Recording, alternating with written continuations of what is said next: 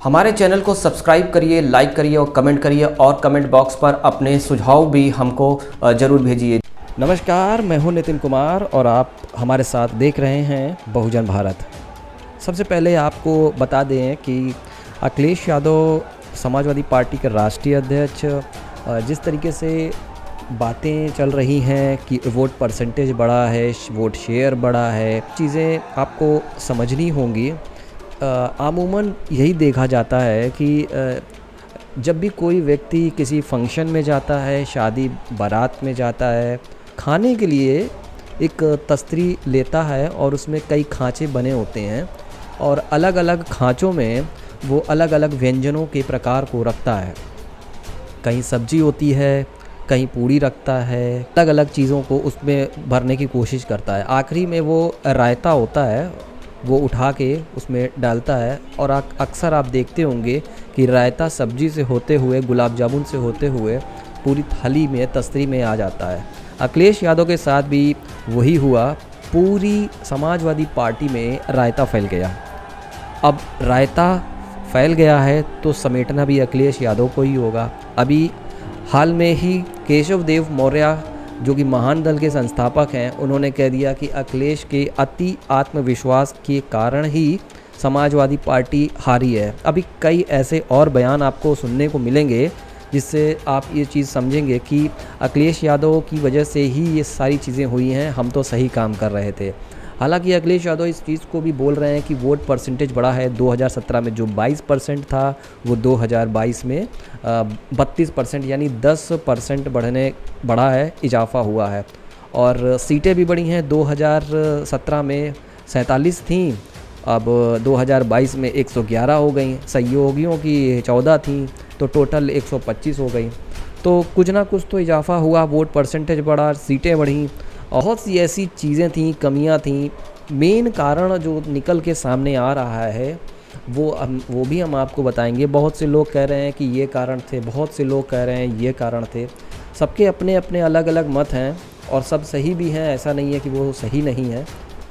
जो मोटा मोटा चीज़ समझ में आई कि सभी पार्टियों का जो विक्ट्री मार्जिन रहा है, यहाँ पर समाजवादी पार्टी 125 सीटें ली हैं, लेकिन समाजवादी पार्टी के लिए 71 सीटें ऐसी थीं जिनका मार्जिन 5,000 से 10,000 के आसपास वोट था और जिसकी वजह से वो हारी हैं।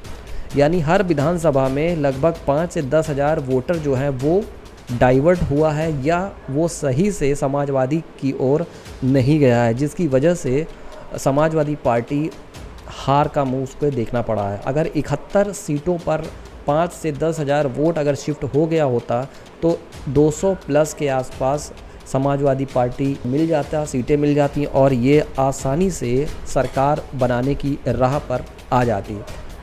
एक काम ये भी यहाँ पर हुआ कि बहुजन समाज पार्टी ने समाजवादी पार्टी का खेल बिगाड़ दिया। कुछ सीटें ऐसी थीं, 16 सीटों का मैं जिक्र आपसे कर रहा हूँ, जिसमें आप देख सकते हैं कि आगरा उत्तर, आगरा ग्रामीण, अनूप शहर, बरौली से लेकर हाथरस, खैर, ललितपुर से लेकर संडीला तक जो आंकड़े आपको दिखाई दे रहे हैं स्क्रीन पर, उसमें बीएसपी को वोट ज़्यादा मिला, समाजवादी पार्टी को कम मिला।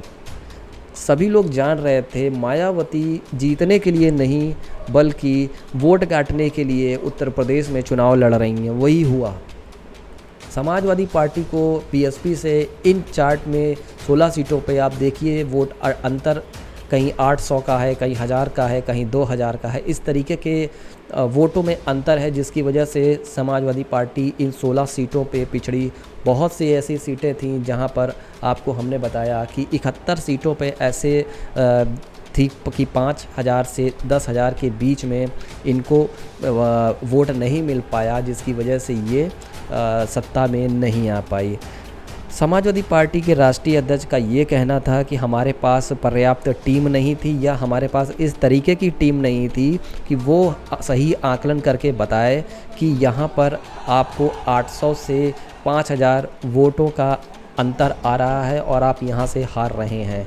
एक सवाल यहाँ पर ये भी उठता है, जब आप टिकट बंटवारे के लिए जर्मनी और अमेरिका की कंपनी को लेकर सर्वे कराते हैं, तब आपके पास इतनी भी समझ नहीं थी क्या कि जाके वो विधानसभा में इस तरीके की टीम गठित करें और इस तरीके का काम करें।